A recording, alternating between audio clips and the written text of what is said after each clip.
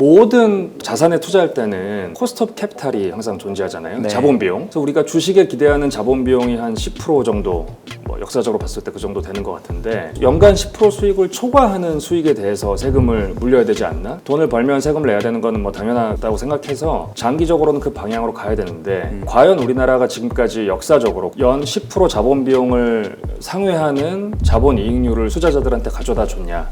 그리고 이게 배당 세율을 낮추는 단면적인 모습만 보기보다는 배당이 배분이 되잖아요, 투자자들한테. 네. 그러면은 그 돈 가지고 뭐 하겠습니까? 다른 주식도 살 거란 말이에요. 자본시장의 가장 큰 문제가 돈이 그냥 투자도 되지 않고 주주한테 환원되지도 않고 기업에 쌓여 있는 네. 한마디로 자금이 순환되지 않는 이 현상이 가장 큰 문제인데, 이게 배당 좀 인센티브를 팍팍 줘서 투자자들한테 돌려주면 이거 갖고 다른 주식 투자하고, 그럼 뭐 ROE가 정상화되면서 주가 올라가고 세수 더 늘고 선순환 될 것 같거든요.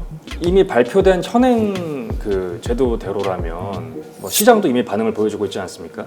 안 좋은 방향으로 시장이 계속 반응을 할 것 같고요. 근데 결국에는 투자자들 신경을 써야 될 수밖에 없기 때문에 더 긍정적인 방향으로 변할 거라고 저는 그렇게 기대를 하고 있습니다.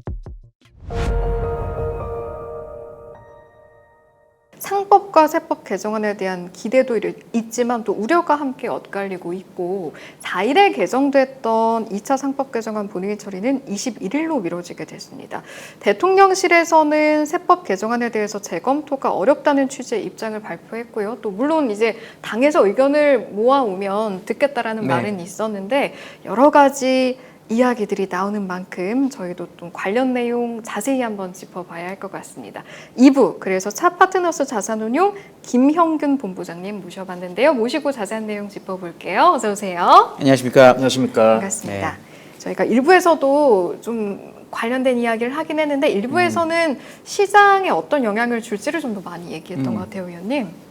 그래서 지금 본부장님께 여쭤보고 싶은 건, 사실은 많이들 들어서 알고 계시긴 하겠지만 상법 개정안 자체가 무엇인가, 일단은 1, 2차 다 짚어봐야 되는데 2차 자체가 1차에 대한 보완으로 나오는 거잖아요. 1차의 핵심부터 좀 짚어주시면 어떨까요? 네.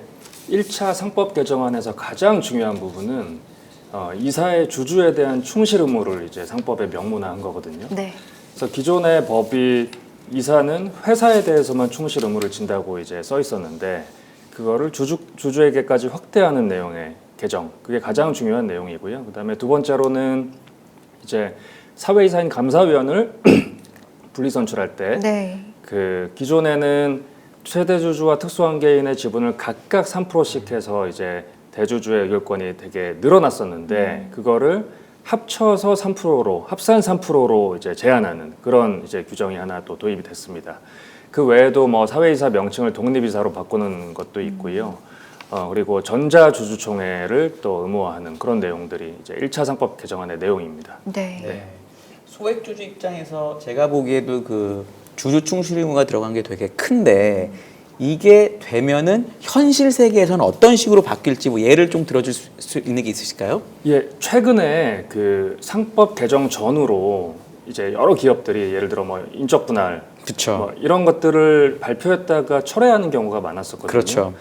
그래서 이제 뭐 기관 투자자들이 공개적으로 비판하고 이거는 상법 위반이다. 이제 이런 이제 내용으로 비판을 했고, 회사가 그거를 어떻게 보면 받아들여서 그걸 철회하거나 아니면 다른 방식으로 추진하거나 이런 모습을 보면, 실질적으로 이제 기존의 일반 주주들의 이익을 좀 침해하는 소지가 있었던 그런 거래들, 이제 그런 것들이 많이 줄어들 것으로 보이고요. 그 외에도 이제 뭐 예를 들어 감사위원 분리선출 같은 경우는 주주 제안을 통해서 소액주주가 추천하는 사회이사 감사위원이 선임될 확률이 훨씬 높아진 네. 이제 상황이라고 보시면 될 것 같습니다. 네. 그러면 2차 상법 개정안 이야기도 좀 들어가 보면, 구체적으로 좀 어떤 부분이 보완이 된 것인가? 1차로 끝내지 않고 2차가 있는 이유가 무엇인가? 이거 한번 짚어볼게요. 그러게요. 한 번에 다 하면 더 좋았을 텐데. 네, 그 1차 상법 개정안의 핵심이 이사의 주주에 대한 충실 의무라고 말씀드렸는데, 이거는 사실 일종의 선언적인 그런 법조항입니다. 그래서 이게 현실에 구현되기까지는 뭐 법원에 가서 소송으로 다퉈야 될 문제도 많이 있을 거고, 그다음에 개별 사안들에 대해서 좀 바로바로 해결할 수는 없는 그런 이제 그런 조항이거든요. 네. 그래서 사실 이사의 주주에 대한 충실 의무의 핵심은 이사의 역할 아닙니까? 그래서 이사가 그 동안에는 특정 주주, 뭐 대표적으로 지배 주주만을 위해서 일을 많이 해왔다면 이제는 이 상법 개정이 되면서 전체 주주를 위해서 일을 해야 되는데 그럼에도 불구하고 여전히 그 대주주, 지배주주가 선임하는 이사들이 대다수를 차지하기 때문에 이게 조금 더 실효성 있게 현실에서 구현되려면 소액 주주들, 일반 주주들이 추천하는 이사들이 많이 이사회에 진입해야 됩니다. 네. 그래서 이런 관점에서 2차 상법 개정안이 지금 개정안으로 논의되고 있는 게 네. 집중 투표제 그리고 감사위원 2인 분리선출 이 두 가지거든요. 둘 다 이제 방금 제가 말씀드린 취지에 부합하는 내용들이고요. 집중 투표제라 하면 예를 들어 복수의 이사를 주총해서 선임할 때 예를 들어 3명을 선임한다. 그러면은 제가 이제 주식을 한 주 들고 있어도 3표를 가지는 겁니다. 그렇죠. 그래서 그 3표를 특정 주주, 내가 제일 좋아하는 특정 이사. 내가 네. 제일 좋아하는 이사 후보한테 몰아줄 수 있는 겁니다. 그래서 그렇게 되면은 소액 주주를 대변하는 이사가 선임될 확률이 높아지는 거죠. 그리고 감사위원 분리선출도 마찬가지입니다. 기존에는 보통 이제 3인 이상의 감사위원으로 구성이 돼 있는데 한 명만 분리선출 대상이었기 때문에 이사회 다수 중에 그냥 소수였습니다. 그래서 이사회에서 혼자 반대 의견 내봤자 사실 뭐 별로 이렇게 효과가 없었는데 이제는 최소한 2명은 소액주주 측 이런 감사위원을 선임하는 확률을 좀 높여주자 이런 취지의 법이고요. 그래서 이 두 가지가 같이 개정이 돼야지 1차 상법 개정안의 그런 효과가 이제 확실히 현실에서 구현될 거라고 저는 생각을 하고 있습니다. 네. 이게 이제 2차 상법 개정안 중에 약간 재계에서 가장 조금 난세를 포하는 게 전 집중투표제라고 보거든요. 왜냐하면 이사가 진짜 들어올 수 있으니까. 그러니까 결국은 뭐 누구의 말이 맞는지는 이제 시간이 지나봐야 알겠지만 뭔가 재계의 주장은 우리에게 너무나 많은 채찍만 있고 뭐 상속세 인하라든지 또는 뭐 미국처럼 그 종류 주식으로 경영권을 뭐 한다든지 이런 게 없는데 너무 이러지 않냐라는 얘기도 있거든요. 네. 부작용이 있다라고 보세요? 아니면 충분히 감내할 수 있다고 보세요? 뭐 모든 제도에는 사실 부작용이 다 존재하겠지만 그렇죠. 네. 그동안 너무 기울어진 운동장이었다고 생각해요. 네. 사실 우리나라 전체 상장 기업 평균 대주주 지분율이 한 40% 되거든요. 네. 그리고 이제 만약에 조금 규모 큰 대기업으로 가면 훨씬 지분율이 줄어들고요. 그렇죠. 근데 사실 이사회 100%다 이제 본인들의 입맛에 맞는 이사들로 채워서 뭐 소수 주주의 이익을 침해하는 의사결정을 많이 해왔지 않습니까? 네. 그래서 최소한 뭐 이사회가 예를 들어서 뭐 6명이면 그 중에 뭐 한두 명은 소수 주주를 대변할 수 있는 이사가 들어가는 게 네. 그 주주 구성의 어떤 지분율 차원에서도 전혀 이상한 게 아니거든요. 사실 뭐 한두 명 들어가서 견제 역할 정도 할 수 있을 뿐이지 뭐 이사회 뭐 의결을 할 때 다수를 차지할 수는 없는 거잖아요. 네. 그렇습니다. 네. 네. 사실은 이제 대놓고 논란이 심하게 되고 있다라고 한다면 주식 양도세 부과 대상인 대주주의 기준을 강화한 부분 여기에 대한 이제 내용이 논란이 크게 되고 있는 건데 10억이라는 기준에 대해서 한번 여쭤보고 싶습니다. 예. 실질적으로 결론이 뭐 궁극적으로는 어떻게 날지는 아직은 모르겠는데 이 10억이라는 기준이 온당한가에 대해서 어떤 말씀하시겠어요? 저는 개인적으로는 전혀 온당하지 않다고 생각을 하고 있고요. 왜냐하면 그 사실 용어랑 내용이 매칭이 전혀 안 되거든요. 그러니까 대주주 양도세인데 과연 어떤 종목의 주식을 10억을 들고 있으면 대주주로 간주할 수 있을까? 그러니까 대주주라 함은 어떤 기업에 영향력을 행사할 수 있어야지 우리가 대주주로 부를 수 있잖아요. 네. 근데 예를 들어서 삼성전자 400조 시총인데 10억은 지분율 0.1%도 안 되고 1% 정도 되거든요. 그러니까 뭐 그런 수준의 0.1%가 아니고 잘못 말했습니다. 0.000025%인가 뭐 그렇습니다. 네. 예, 예. 그 정도 지분율 가지고 과연 영향력을 행사할 수 있을까? 뭐 사실 전혀 없죠. 그리고 이 기업마다도 너무 다르고 그러니까 뭐 큰 기업은 지분 뭐 금액이 커야지 좀 영향력을 행사할 수 있고 작은 기업은 뭐 작은 금액으로도 할 수 있는데 그걸 일괄적으로 10억으로 한 게 사실 좀 말이 안 된다고 생각하고요. 우리나라 코스피 코스닥 전체 한 2,000 몇백 개 상장 기업 그 시가총액의 평균을 제가 한번 구해봤는데 한 9천억 정도 되더라고요. 네. 그리고 그 중앙값은 조금 더 낮고요. 예를 들어 9천억 기준으로 10억이면 이제 0.1% 네. 이제 이 정도 되는 거거든요. 네. 이제 예를 들어서 저희가 소수 주주권을 행사할 때도 지분율 한 최소 1%는 있어야지. 1하고 뭐 3이 중요하죠. 1하고 3이 중요하죠. 네. 예. 1% 6개월 갖고 있든지 네. 뭐 3% 그냥 들고 있든지. 네. 근데 사실 뭐 0.1% 갖고 할 수 있는 건 거의 없어요. 근데 과연 이걸 대주주로 볼 수 있을까? 좀 많이 의문이 들고 그리고 이런 문제도 있는 것 같아요. 그러니까 예를 들어서 수천억 자산가인 주주가 한 종목당 한 9억씩 쪼개서 수백 개의 기업을 들고 있는 경우는 사실 세금 대상에 해당이 그렇죠. 안 되는데 뭐 재산이 10억인 분이 한 종목에 그냥 몰빵 투자했다. 그럼 대주주에 해당되거든요. 예, 뭐 이런 것들도 좀 문제가 있고요. 네. 그래서 이거를 세금 과세 기준을 종목별로 이렇게 하는 것도 사실 어떤 개인의 소득이나 자산 규모에 이렇게 맞춰서 하는 게 아니라 특정 종목별로 보는 게 좀 넌센스라고 생각을 좀 합니다. 네. 다양하게 다변화할 수 있는 안을 새로 만들어야 된다라는 의견이실까요? 아니면 금액 자체를 조금 높여줘야 된다라는 의견이실까요? 둘 금액을- 다인가요? 그 뭐 네. 시총 아까 9천억 한 1조가 평균이라 치면 네. 그래도 뭐 한 100억 정도는 돼야지 한 1% 정도. 그러네요. 뭐 그러면은 한 100억 정도. 오늘도 뭐 100억 얘기하신 또 의원분이 계시던데 100억 정도면 그래도 좀 낫지 않을까라는 생각도 들고 사실 해외에 이런 제도를 갖고 있는 나라가 많지 않은 걸로 알고 있어요. 주요국들은 좀 어떻게 하고 있어요? 제가 뭐 정확히 알지 못하는데 네. 거의 이런 형태의 세금을 부과하는 것은 거의 없는 걸로 알고 있습니다. 특정 종목의 지분율이나 아니면 금액을 기준으로 해서 세금을 부과하는 것은 거의 없어서 좀 많이 좀 개선이 돼야 된다고 생각을 합니다.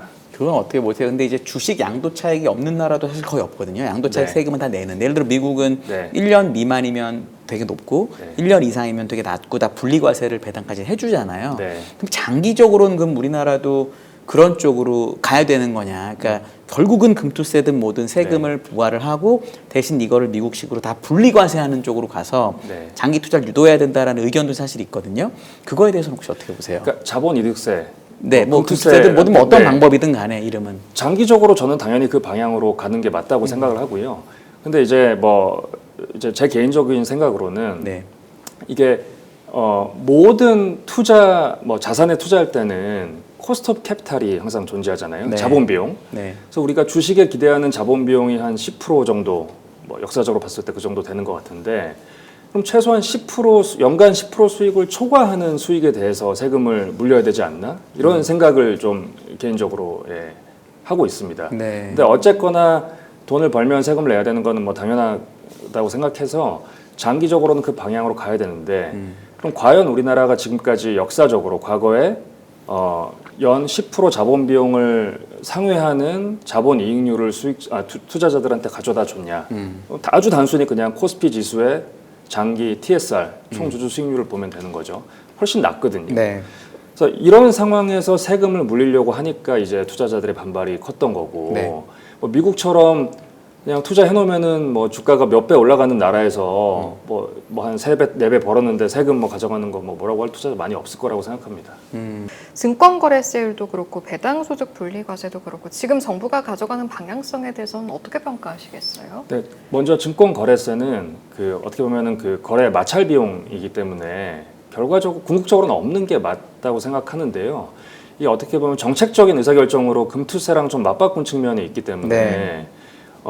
금투세를 시행을 안 하기 때문에 이거를 다시 원상복귀한다. 이거는 어느 정도 논리적인 그런 건 있는 것 같아요. 그래서 뭐 사실 장기 투자하는 저희 펀드는 장기 투자 뭐 한 4, 5년 이상 하는데 뭐 저희 입장만 너무 얘기하는 것 같긴 하지만은 그렇게 증권 시장에 네. 이렇게 거래를 많이 안 해서 그 부분은 나중에 이제 뭐 금투세든 아니면 어떤 형태의 자본이득세가 도입이 되면 또 낮추는 방향으로 가도 되지 않을까라는 생각입니다. 네. 그러니까 거래세라는 건 사실은 뭐 일반적인 세금으로 보면 부가가치세 비슷하고 네. 자본이득세는 약간 소득세 비슷하잖아요. 그러니까 결국은 소득세를 못 매겼으니까 간접세를 매기겠다 이런 건데 이게 사실 시장의 지금 논의 대상은 아닌 거죠. 이번에 이 이슈에 대해서.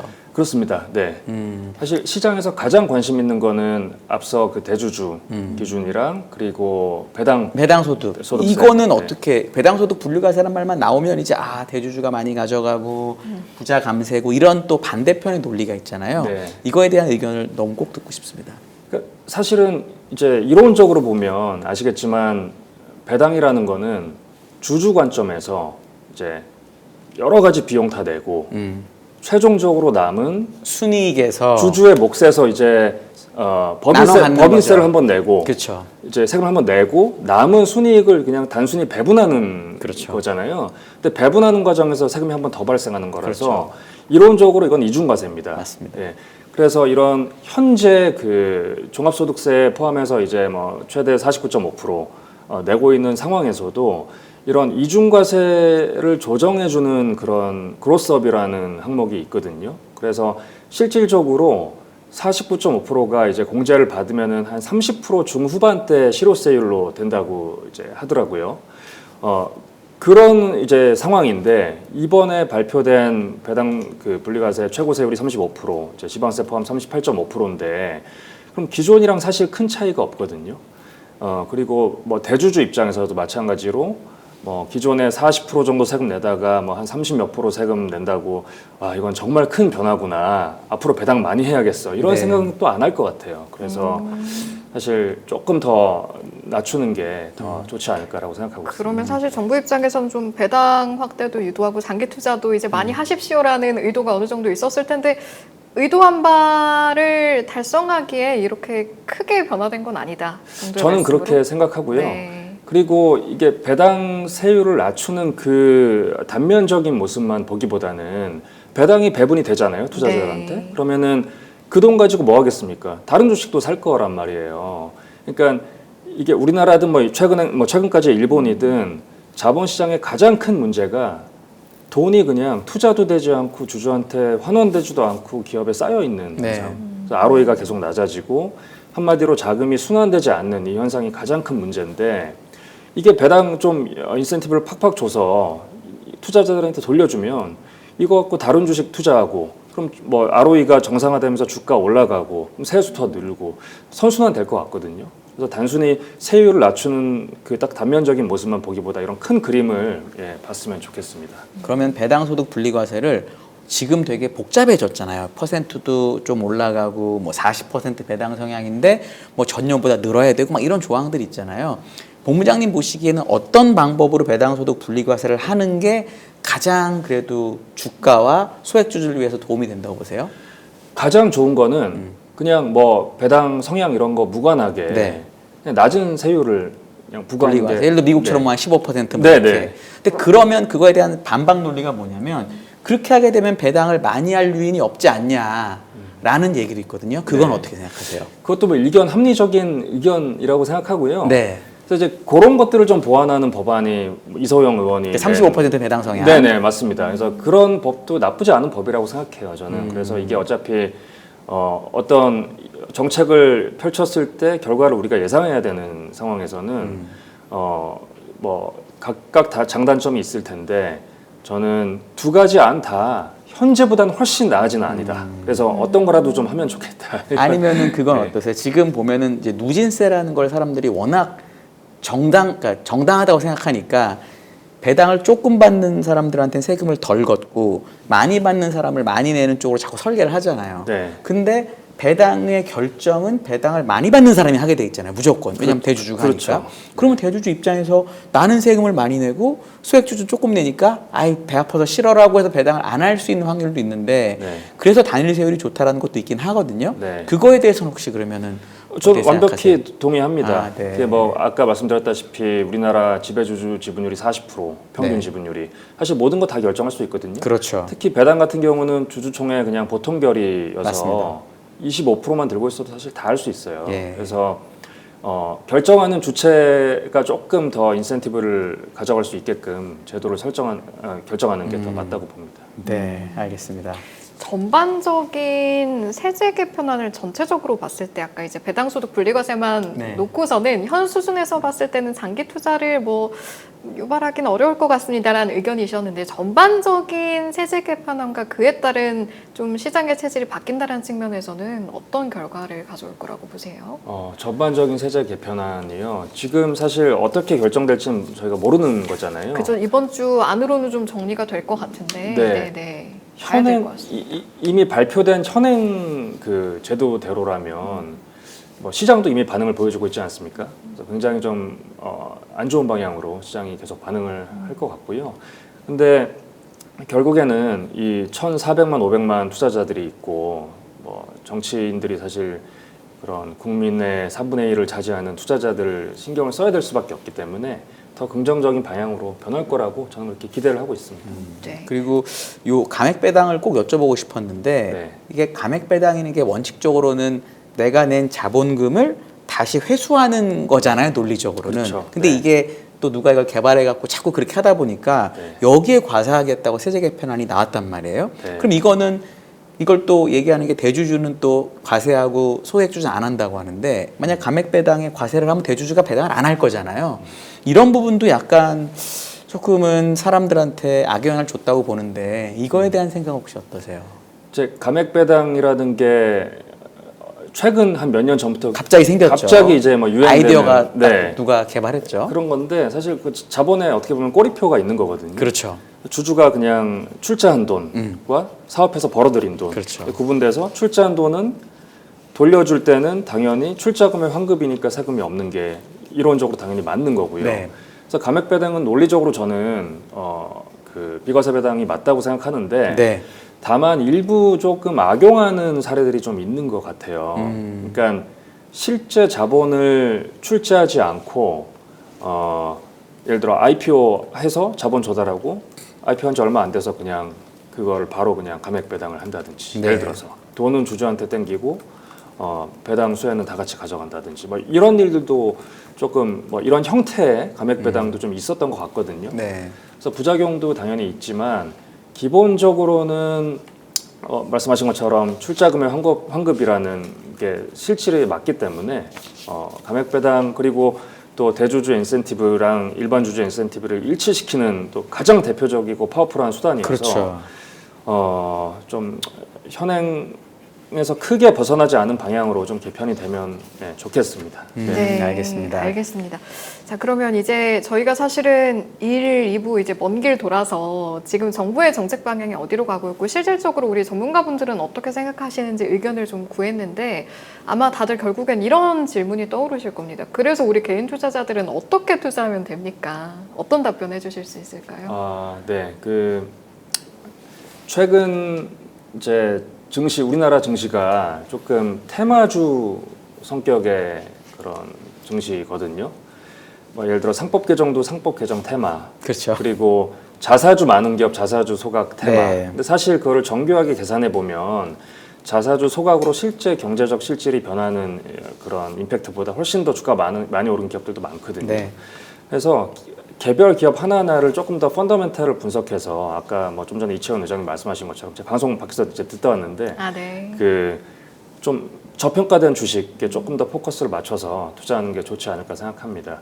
특히 중소형주 같은 경우는 최근 이런 코스피가 많이 오르는 장세에서도 주가가 많이 안 오르는 종목들, 싼 주식들이 많아요. 그래서 그런 것들을 좀 주목하시면 좋지 않을까 싶습니다. 싼 주식을 골라서 한자라는 건 일부랑 일맥상통하고요. 그러면은 아까 이채원 의장께서 하지 않으신 것 중에 싼 주식을 고르는 본부장님의 노하우 몇 개만 풀고 가주시죠. 어려운 질문. 어려운 영업비밀이지만 몇 개만 얘기해 주고 가세요. 네. 일단 저희는 그 행동주의 펀드거든요. 네. 그래서 그동안 뭐 남양유업, 토비스, 사조오양 이런 중소형주 네. 기업 대상으로 행동주의를 해왔고 주로 요구했던 것들이 뭐 자사주 매입 소각, 배당 같은 주주 환원율 증가였는데 그래서 저희는 그 기업의 재무상태표를 뜯어볼 때도 비영업 자산이 많은 기업들을 좀 보려고 하고요. 네. 그리고 이번 상법 개정과 맞물려서 앞으로 기관 투자자든 아니면 소액주주 연대든 이런 자본을 비효율적으로 활용하고 있는 기업들을 대상으로 한 행동주의가 많아질 거라고 생각합니다. 그래서 그런 기업들을 미리 좀 봐서 이 회사는 비영업 자산이 너무 많은데 네. 언젠가 누군가 들어올 것 같다. 네. 이런 것들을 미리 좀 분석하시고 좀 이렇게 분산 투자해 놓으시면 뭐 저희 같은 펀드가 언제 또 이렇게 진짜 이건 조금 너무 실무지만 우리가 그러면은 대주주 지분율이 낮아야지 그런 게 가능하잖아요. 대주주 지분율이 낮다라는 거의 기준을 보통 어떻게 시장에선 보시나요? 한 20%대 정도면은 그래도 낮은 걸로 보고요. 왜냐하면 예를 들어 33% 이상 들고 있으면 네. 모든 주총 특별 결의를 다 저지할 수 있죠. 있습니다. 그래서 기본적으로 30%보다는 좀 안 되는 게 네. 좋은데 그런 기업들, 그러니까 지분율이 낮으면서 대주주 지분율이 낮으면서 싼 기업들 많이 없습니다. 보통은 대주주 지분이 많으니까 비영업 자산을 많이 들고 있는 거잖아요. 맞습니다. 네. 그렇죠. 근데 이번에 2차 상법 개정, 뭐 집중투표제, 감사위원 분리선출 확대가 되면 이제 그런 기업들도 좀 변화의 어떤 압력이 많이 가해질 거라고 그렇게 생각합니다. 왜냐면 감사나 다른 거라도 좀 바뀌니까. 맞습니다. 내가 대주주긴 하지만. 네, 맞습니다. 알겠습니다. 네. 그러면 저희 2부 마무리 앞두고 아무래도 이제 정부 정책 이야기하면서 어느 정도 의견은 반영이 됐던 것 같지만 그럼에도 좀 이제 확실히 결론 나기 전에 정책적 제언을 하시고 싶은 내용이 있다거나 하면 마지막으로 들어보겠습니다. 네, 이제 조금 새로운 뭐 네. 많이 말씀 뭐 들으셨을 네, 네, 네, 수도 네. 할 텐데 저는 디스커버리 제도, 증거 개시 제도랑 상사 전문 법원 도입이 가장 좀 시급하게 네. 돼야 된다고 보거든요. 왜냐하면 상법 개정이 돼서 주주들이 이사들한테 뭔가를 챌린지하려고 하더라도 결국 법원에 가야 되거든요. 근데 아시겠지만 우리나라 법원이 너무 오래 걸려요. 뭐 보통 대법원까지 가면은 뭐 그냥 세월이 없어요. 그냥 막 5년, 6년, 7년, 8년 걸리고